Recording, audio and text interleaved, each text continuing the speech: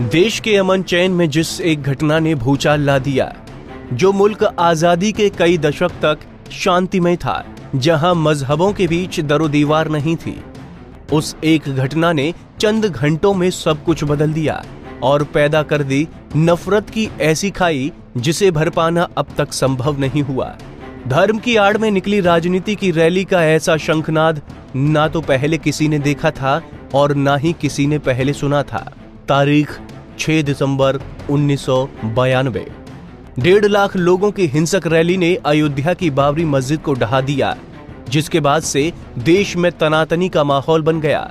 गैर मजहबी लोग एक दूसरे को हिकारत की नजरों से देखने लगे, लेकिन चिंगारी कहां से फूटी ये जानना भी जरूरी है।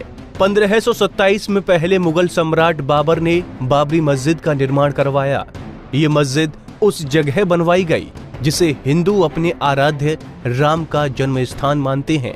1853 में पहली बार सांप्रदायिक उन्नाव फैला।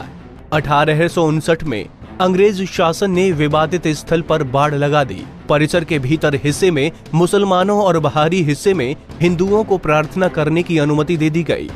1949 में पहली बार भगवान राम की मूर्ति मस्जिद में मिली, जिसके बाद दोनों पक्षों ने अदालत में मुकदमा दायर कर दिया। फिर सरकार ने इस स्थल को विवादित घोषित कर दिया और ताला जड़ दिया। 1984 में कुछ हिंदुओं ने एक समिति का गठन किया, जिसकी अगुवाई लाल कृष्ण आडवाणी ने की। 1986 में जिला मजिस्ट्रेट ने हिंदुओं को पूजा करने की अनुमति दे दी। 1989 में विश्व हिंदू परिषद ने राम मंदिर निर्माण के लिए अभियान तेज कर दिया और विवादित स्थल के पास राम मंदिर की नींव रखी। 1990 में विश्व हिंदू परिषद के कार्यकर्ताओं ने बाबरी मस्जिद को कुछ नुकसान पहुंचाया। 1992 में विश्व हिंदू परिषद, शिवसेना और भारतीय जनता पार्टी के कार्यकर्ताओं ने 6 दिसंबर को बाबरी मस्जिद को ध्वस्त कर दिया। इसके बाद देश भर में हिंदू और मुसलमानों के बीच सांप्रदायिक दंगे भड़क उठे, जिसमें 2000 से ज्यादा लोग मारे गए।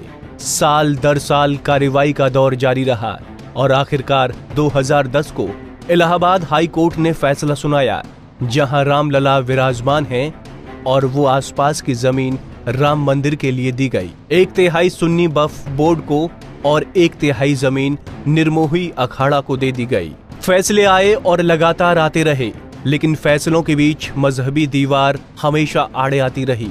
कभी सियासी नेताओं ने इसे हवा दी तो कभी मजहबी नेता नफरत की आग में घी डालते रहे। लेकिन 24 साल बाद आज भी अयोध्या सिसक रही है और फैसले के दोराहे पर खड़ी हो अमन की भीख मांग रही है। फैजाबाद से अभिषेक सावंत की रिपोर्ट, पंजाब।